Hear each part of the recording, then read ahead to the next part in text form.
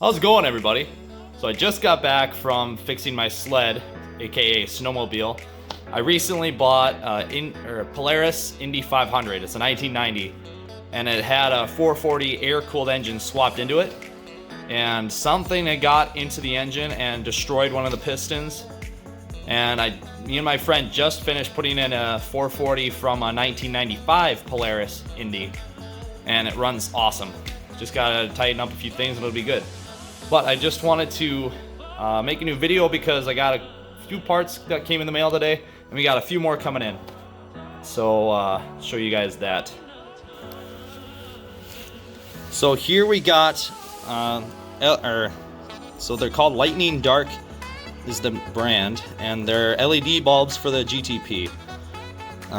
So they claim 10,000 lumens for brightness, and it's a 6,000K bulb. And then we got these, they're seatbelt strap covers. Those go on the GTP as well. But I don't know if I can open this up here.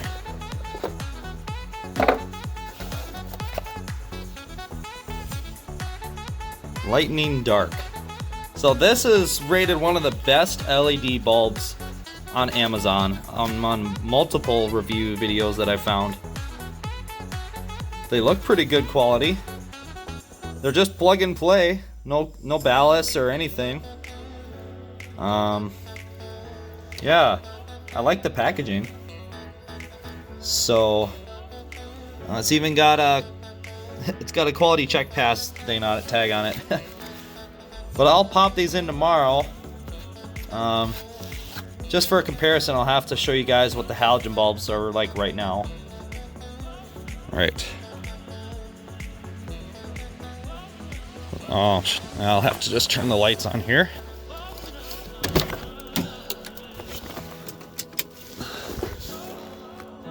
Those are halogens.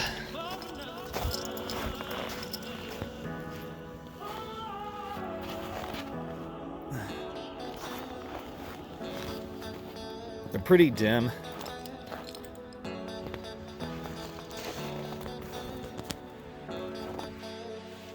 Right, so those are the halogen bulbs. Not too bright. Honestly, kind of hard to see at night, especially with them being the black housings. And aftermarket ones on Grand Prix just generally are not that good. So I'll continue tomorrow after work, and I get those put in, and then don't really have to show you guys putting on the seatbelt straps, but I'll show them on the actually installed. And then I've also got some wheel spacers coming for the G8.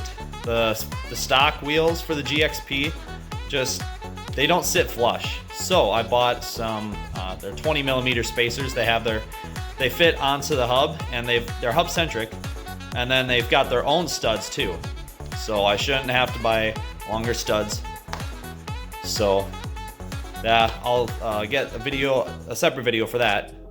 But tomorrow we'll continue, and I can install the LEDs in the GTP. All right, here we are the next day. Start removing the headlights. Super simple on these cars. Literally 2 bolts. I wish all cars could be like this. I don't understand why other manufacturers got to make it so hard when it could literally just be 2 or 3 bolts. But no, some are like, oh, you got to take the bumper off. Oh yeah, you got to take the radiator off. No, I'm exaggerating with the radiator, but literally some cars you have to like take the front bumper off, or you gotta go through the wheel well. Why has it got to be so difficult? Look, literally like 2 bolts here. Take this bolt off. I'm doing this outside because my G8's in there, and it's not terribly cold. There's those. And then it literally just slides out. You gotta be a little careful if you're doing it in the cold because the plastic is brittle. But yeah, this clip just comes off.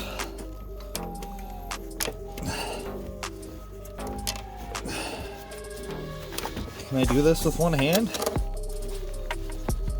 I don't know if I can do this with one hand.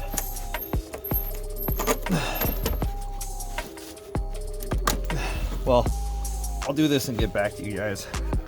Okay, just a little forewarning. If any of you decide to do this in the cold, be careful with the plastic, because I broke the connection for there's two clips that kind of secure it to the bulb. And because it's so cold, the plastic is fragile and it just broke. So I'll just have to get a new main harness or a little piece off the main harness, but no biggie. So I'll get this bolted in and show you guys the final result. Okay, here is the finished product.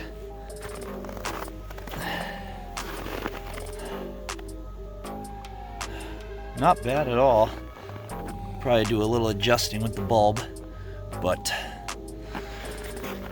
oh, they look good.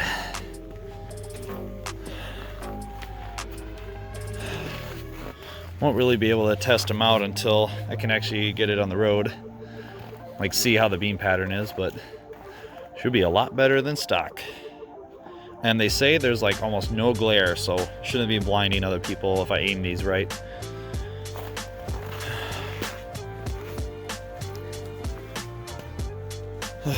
You have to excuse the ugly Buick wheels. They're just so my drag radials don't get dry cracked from the cold winter air.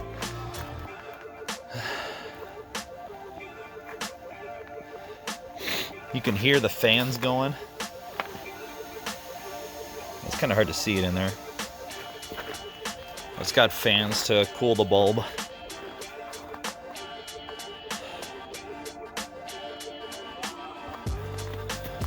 Okay, and I also just put on my seatbelt covers. I say Pontiac.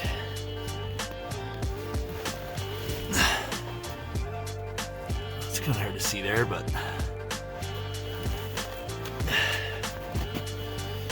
yep. Got a lot more planned for it this next winter, but I think we're done out here.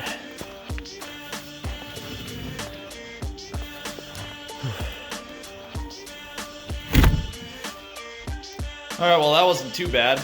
It just sucks that I had to do it out in the cold. Otherwise, if I wanted to do it in the garage, I would have had to move the Sebring and the G8 and then pull the Grand Prix in the garage, and it sucks starting the Grand Prix right now with it being so cold and being on ethanol. So, but it's done and I'm pretty happy with the results, so can't complain. I think next week the wheel spacers should be in for the G8, and I ordered a bunch more cam stuff like the oil pump, timing chain kit, a new chain dampener, cam bolts, ARP cam bolts, and something else. Oh, I got head gaskets for it. I still need lifters, tuning kit, and head studs. Head studs alone are like $320. Lifters are going to be over $300. Gonna need the rest of the gaskets, but I could just get those from the parts store, so no biggie. And then I think that's it. Oh, and I already have the valve spring and push rod kit should be here tomorrow, so I should be able to take the car to Nate Hander's shop soon. Handerbuilt Performance and Tuning, which I've talked about him before on my channel, and he's done a bunch of work on my cars. So yeah, it's gonna be awesome to see the cam in the G8.